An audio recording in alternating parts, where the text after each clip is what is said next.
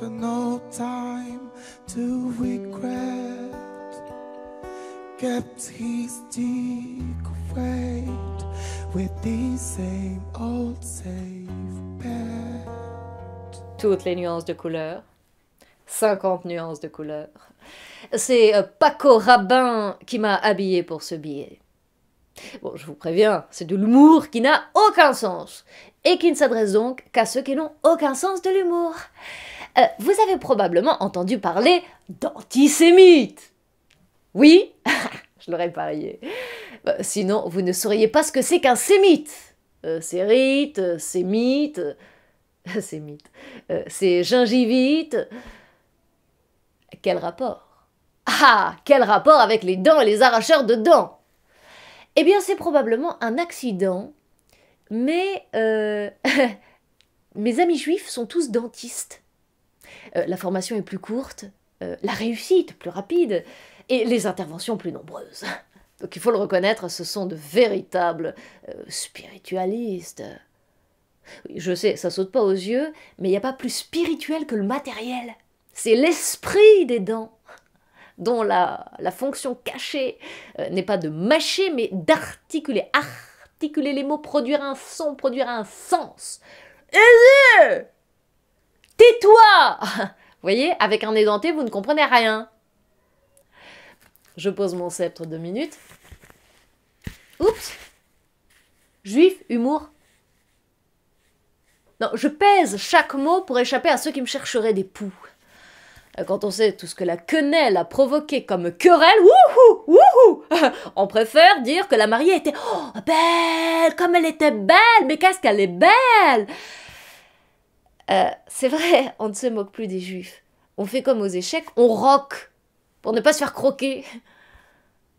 Bon, les antisémites sont antipathiques, certes, mais peut-être pas autant que les faillosémites.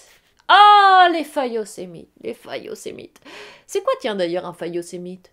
Non, non, ne vous rouillez pas sur le dictionnaire, c'est un néologisme. Faillosémite, pour nommer en fait celui qui cire les pompes de ceux qui réussissent. Et qui confond gloire, amour, beauté, dans le même sac. Sur le plan politique, le parfait faillosémite, oh, oui, c'est lui, c'est Valls, hein, qui a tout fait pour nous faire épouser la chose qu'il a épousée. Et tout ce qu'il a réussi, c'est à nous dégoûter. Non pas de l'antisémitisme, mais du prosémitisme. Mimétisme du faible devant le fort. Et fascisme, hein, de tous les mal léchés qui lèchent pour se sentir exister. Et le pire avec ce faillosémite, c'est la non-sincérité. Donc c'est très grave.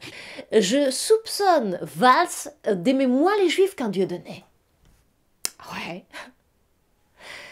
Sur le plan médiatique, nous avons droit tous les samedis soirs, à l'issue du Shabbat, aux 1000 pattes écrasées sous le poids de la culture.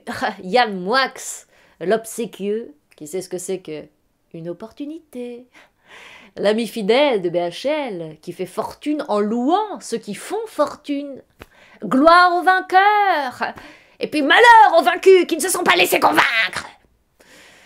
Ah, le miracle grec, c'est de la gnognotte comparé au miracle juif. Écoutez la parole de ce faillosémite.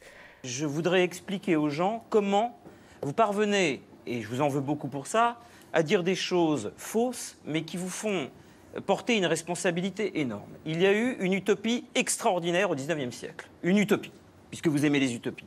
Cette utopie s'appelait la création de l'État d'Israël. C'est une des plus belles utopies de l'épopée humaine.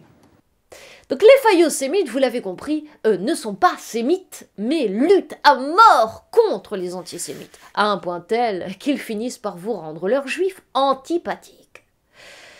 Depuis la montée de l'islamisme politique, il y a une recrudescence des faillosémites qui, moi, personnellement, méritent, même s'ils ont beaucoup de mérite, à soutenir l'insoutenable légèreté de la lourdeur. Ah, on n'est pas loin de haïr les rebeux, rien que pour faire plaisir aux Hébreux. blood.